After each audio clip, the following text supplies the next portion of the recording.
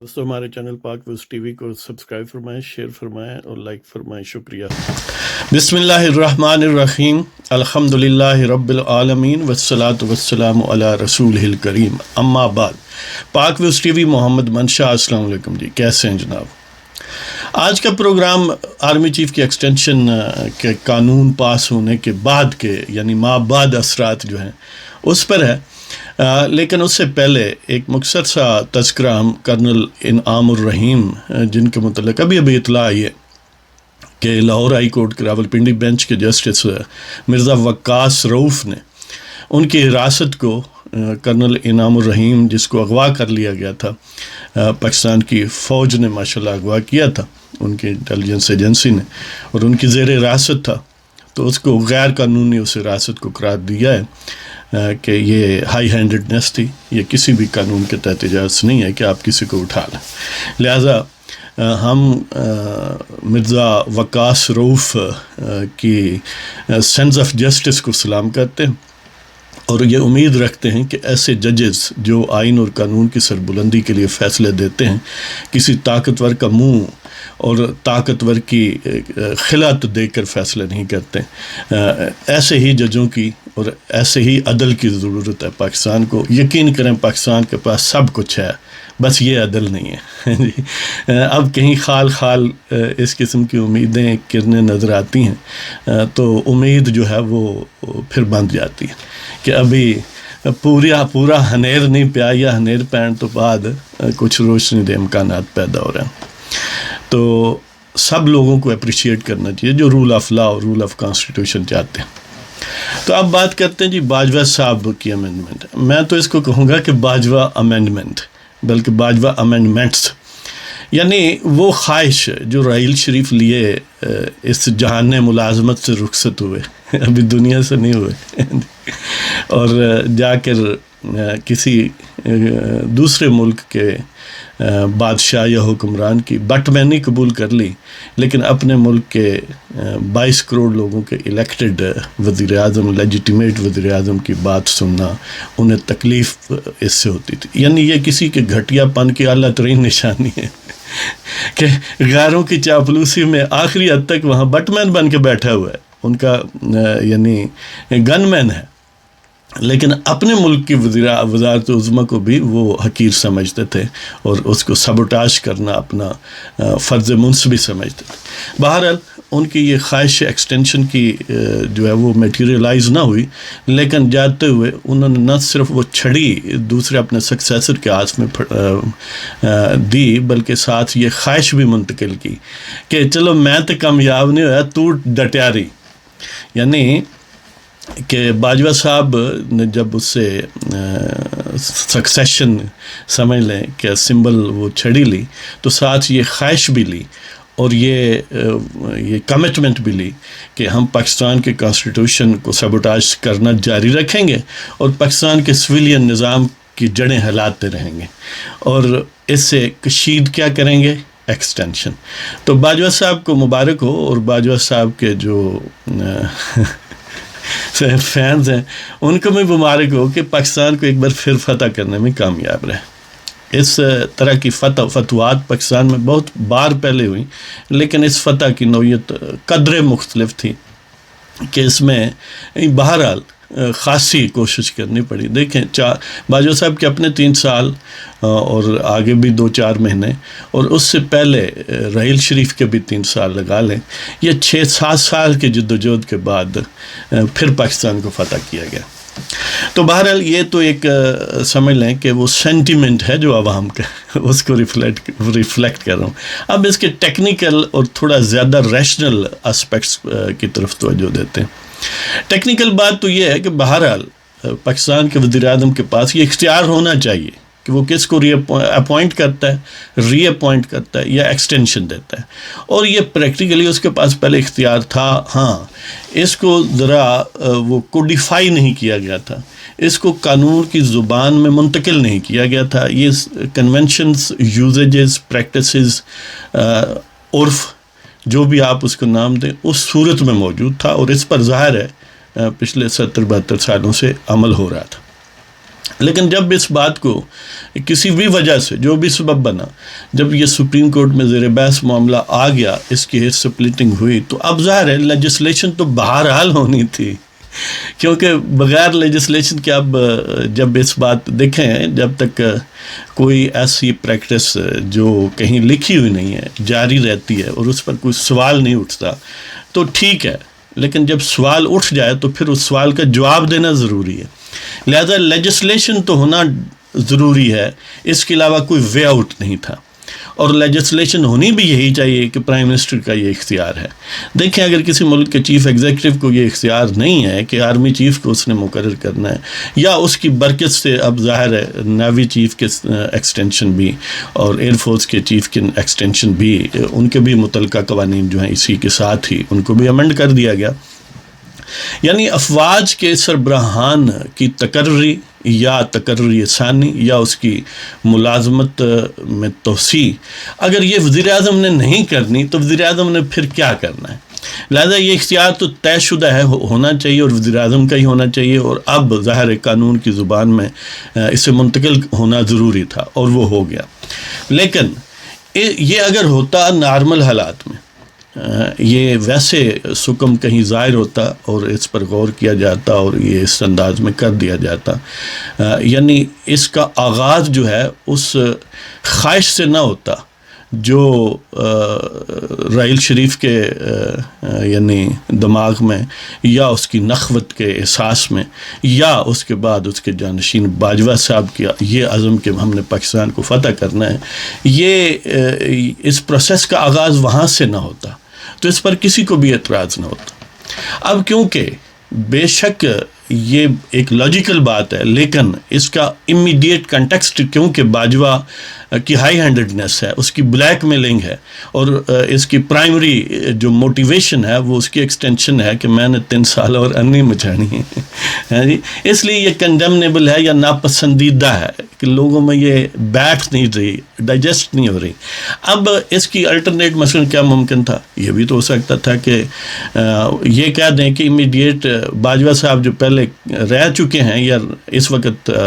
Incumbent ہیں، یہ ان پر apply نہیں ہوگا، ان کی مدت ختم ہو گئی، یہ ایکسٹینشن نئے سرے سے جب لوگ آئیں گے تو اس کے متعلق ہوگا. اگرچہ یہ بھی ٹیکنیکلی پرائم منسٹر کے اختیارات پر قدغن ہوتی، لیکن پاپولسٹ اپروچ یہی تھی جی. لیکن ظاہر ہے وہ ایک تھیوریٹیکل بات ہے، عملی طور پر یہ ممکن نہیں تھا کہ جب توپ و تفنگ والے لوگ جو ہیں وہ موجود ہوں اور انہوں نے ڈیمونسٹریٹ پبلکلی اور پریکٹیکلی یہ کیا ہو کہ انہوں نے پاکستان کے عوام کے الیکٹڈ لوگ جو بھی ہیں یا جن کے متعلق یہ احساس سٹرانگ ہے کہ ان کی فالوئنگ ہے عوام میں اور بغیر کسی ہینکی پھینکی کے، تو ان کو جب انہوں نے پابند سلاسل رکھا، ٹارچر کیا، اذیتیں دیں. اذیتیں دینے کے کئی طریقے ہیں، سائیکولوجیکل ہیں، فزیکل ہیں، فنانشل بھی اذیت ہو سکتی ہے جی، اور سوشل اذیت بھی ہو سکتی ہے. لہذا ہر طرح کی اذیت جو اس میں کئی سال دی گئی پورے خاندانوں کو اور پوری پارٹیوں کو، تو اس میں بالآخر یہ وہ کامیاب رہے. اب جنہوں نے پاپولسٹ سٹائل کے مطابق ووٹ ڈالا یا اس ان بلز کی مخالفت کی، جیسے جمعیت علماء اسلام، جماعت اسلامی اور محسن داوڑ اور علی وزیر اور باقی یہ ظاہر ہے جو بھی اس سلسلے میں تھے، لیکن یہ مین نام ہے. ہم ان کو تو خراج عقیدت پیش کرتے ہیں کہ انہوں نے اچھا کیا، لیکن جس انداز میں علی وزیر اور محسن داوڑ نے مخالفت کی انہوں نے زبردست کیا. یہی طریقہ ہونا چاہیے تھا. مخالفت جو ہے اس صورت میں ٹمڈ نہیں ہونی چاہیے جی، 2 ٹوک ہونی چاہیے. تو اس والے سے وہ نمبر 1 ہے، اور باقی جنہوں نے بھی مخالفت کی بہت اچھا کیا. بعض دوست جماعت اسلامی کے متعلق میرے ریمارکس کو شاید اچھا نہیں سمجھ رہے تھے، لیکن میں نے یعنی خود جماعت اسلامی کے یہ بیان آتے رہے کہ ہم نہ مخالفت کریں گے نہ حمایت کریں گے. الٹیمیٹلی انہوں نے مخالفت کی، ہم اس کو اپریشیٹ کرتے ہیں. لیکن مین پولیٹیکل پارٹیز نون لیگ اور PPP نے ظاہر نہیں کی. اس کے لیے وہ ایک پاپولسٹ امیج میں ظاہر ہے وہ سفر بھی کریں گے، لیکن اس میں تھوڑا اگر ریشنل مائنڈ سے دیکھیں تو عام ترین بات یہ ہے کہ جو اسٹیبلشمنٹ ہے وہ اپنے آپ کو خطرہ پیپلز پارٹی اور نون لیگ سے محسوس کرتی ہے، وہ JUIF سے، جماعت اسلامی سے نہیں کرتی. انہیں باقی چھوٹی جو پارٹیاں ہیں ان سے کوئی خطرہ نہیں ہے، لہذا وہ اپنا پورا پریشر بھی انہیں پر ڈالتے ہیں جن پر ان کو جن کا ریئل خطرہ محسوس ہوتا ہے. اور پھر وہ ریال پولیٹک کے پلیئر ہیں، باقی لوگوں کو پتہ ہے کہ انہوں نے لوز کچھ نہیں کرنا. دیکھیں نا، وہ کہتے ہیں کہ نہ لٹتا دن کو کب رات کو یوں بے خبر سوتا، نہ راہ کھٹکا نہ چوری کا، دعا دیتا ہوں راہزن کو. بات یہ ہے کہ جب آپ کے پاس ہے کچھ نہیں تو آپ نعرہ مستانہ لگانا آسان ہے. جب آپ کے پاس بہت کچھ ہو اور آپ نے اذیتیں برداشت کی ہوں، دیکھیں یہ مین پولیٹیکل پارٹیز ہی ہیں نا پچھلے 2-3 سال سے جو صحبتیں برداشت کر رہے ہیں، وہ اس میں کوئی یعنی لیجیٹیمیٹ بھی ممکن ہو کہ ان کا حق بنتا ہو یہ وہ برداشت کریں. لیکن یہ بات طے ہے کہ دیکھیں کسی کو پکڑ کر اگر ANF 20 کلو اس پر ڈال سکتی ہے تو وہ جماعت اسلامی کے بندے پر بھی ڈال سکتی ہے، JUIF کے بندے پر بھی ڈال سکتی ہے، کسی اور پر بھی ڈال سکتی ہے. جیسے کہ اب دیکھ لیں یعنی ان کو خوار کیا گیا ہے، محسن داوڑ کو، علی وزیر کو. مطلب کہنے کا یہ ہے کہ انہوں نے پریشر جن پر ڈالا ہے، جن کو ٹارچر کیا ہے، اگر انہوں نے 3 سال برداشت کیا تو اس ٹارچر کو تو تھوڑا ویٹ دے ہی دینا جی. لہذا یہ ویسے تو سائیکولوجیکل یہ بات ہے کہ نتھنگ سکسیڈز لائک سکسیس. لوگ کہتے ہیں، لوگ عموماً کامیابی کے ساتھ جانا پسند کرتے ہیں. ایک تو بظاہر یہ کامیابی ہوئی ہے کہ باجوہ صاحب نے اس ملک کو ایک دفعہ پھر فتح کیا، لیکن اس فتح کے ساتھ ایک اور فتح بھی انہوں نے حاصل کیا جس کا زیادہ ذکر نہیں ہے. یہ پہلی فتح تو سارے سامنے سب لوگوں کے پاس ہے نا جی، اور دوسری فتح جو ہے وہ تھوڑی سوچنے سے ملتی ہے. وہ یہ ہے کہ ایک تو سمجھ لیں کہ انہوں نے لوٹا ہے، یعنی پاکستان کے عوام کو لوٹ لیا ہے، گویا ان کے حق اختیار، حق رائے دہندگی پر ڈاکہ ڈالا ہے اور سکسیسفلی اپنے سامانے مسروقہ کو وہ اٹھا کر لے جانے میں کامیاب ہوئے ہیں. دوسرا یہ ہے کہ یہ جو کرٹیسزم کی تلوار ہے، یہ جو برچھی کرٹیسزم کی ہے، تنقید کی ہے، ہونی تو وہ یہ چاہیے جو پرپیٹریٹر ہے، جو اگریسر ہے، جو کلپریٹ ہے، جو مجرم ہے،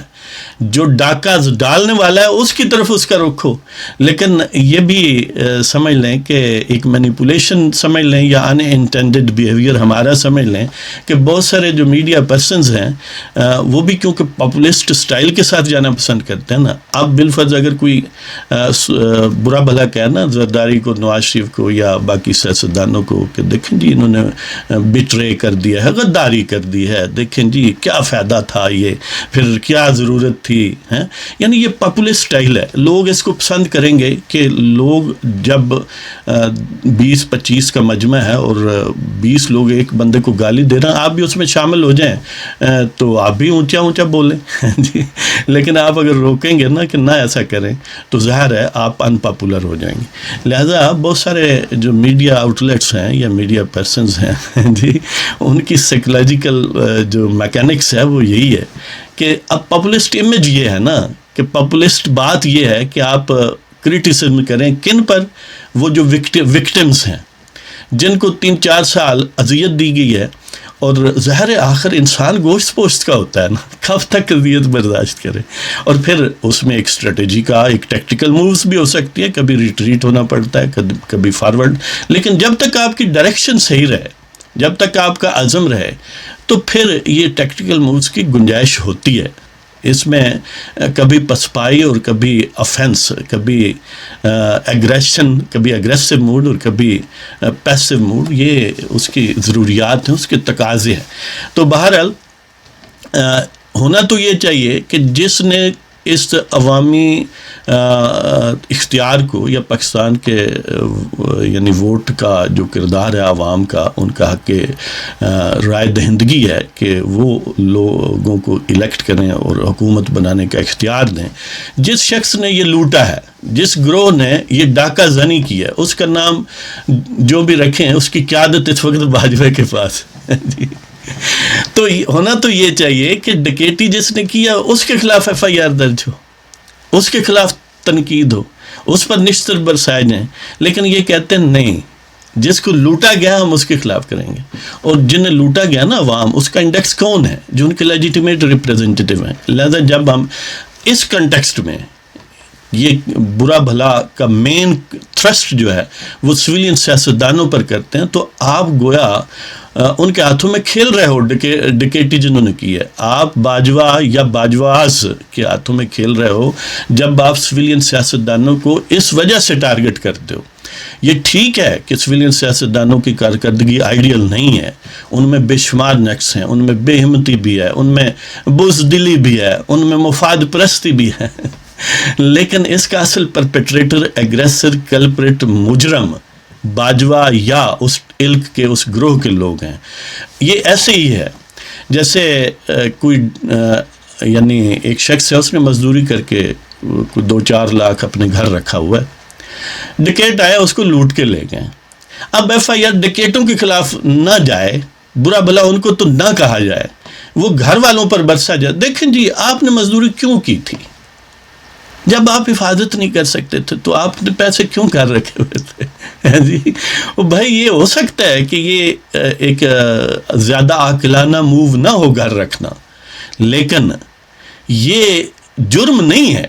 سمجھتے ہیں؟ جرم یہ ہے کہ ان کے گھر آ کے جس نے لوٹا ہے۔ لہذا کریٹیسزم، تھرسٹ یا نشانہ بازی جو ہے وہ ڈکیٹی کرنے والوں پر ہونی چاہیے۔ تو لیکن ہم کہتے ہیں نہیں، یہ ایک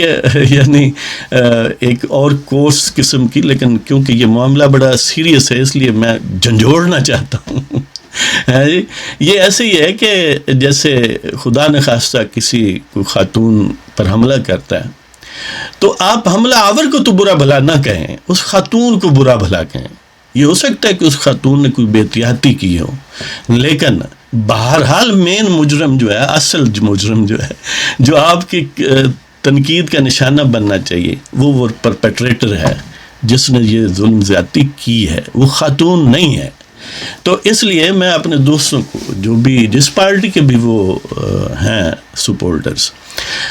میں یہ عرض کرتا ہوں کہ آپ اپنے لیڈروں کو کریٹیسائز ضرور کریں، لیکن اس میں پروپورشنیٹ کریٹیسائز کریں۔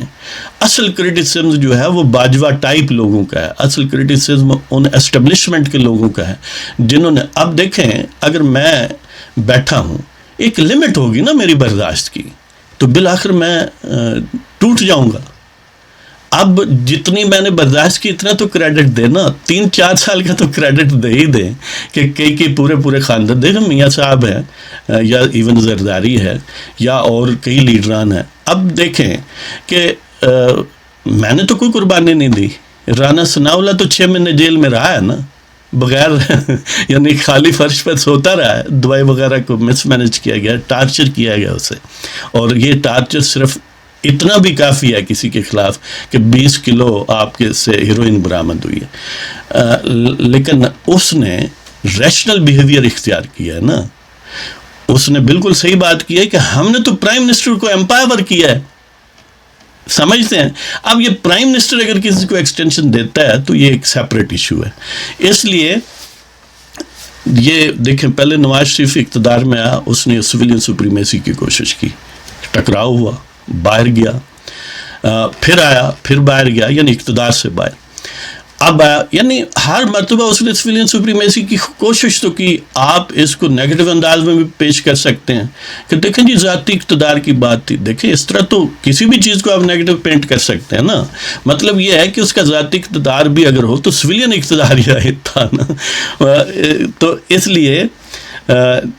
اب بھی ہمیں یقین ہے کہ کل اگر وہ پھر بس سے اقتدار آئے گا تو اس کی کوشش یہ ہو کہ سویلین سپریمیسی برقرار رہے یا قائم ہو۔ تو یہ ایک ٹیکٹیکل ریٹ ہے، اس پر کوئی بہت زیادہ غم و غصے کے اظہار کی ضرورت نہیں ہے، تنقید بنتی ہے ان پر کریں، لیکن زیادہ تنقید ڈکیٹوں پر کریں، زیادہ تنقید ان جارحے، اگریسر، کلپریٹ اور پرپیٹریٹرز پر کریں جن کی قیادت باجوہ صاحب کر رہے ہیں، جس کے سب سے زیادہ بینیفیشری باجوہ ہے، تو جتنا وہ جس کو زیادہ بینیفٹ ہے اس پر برسیں،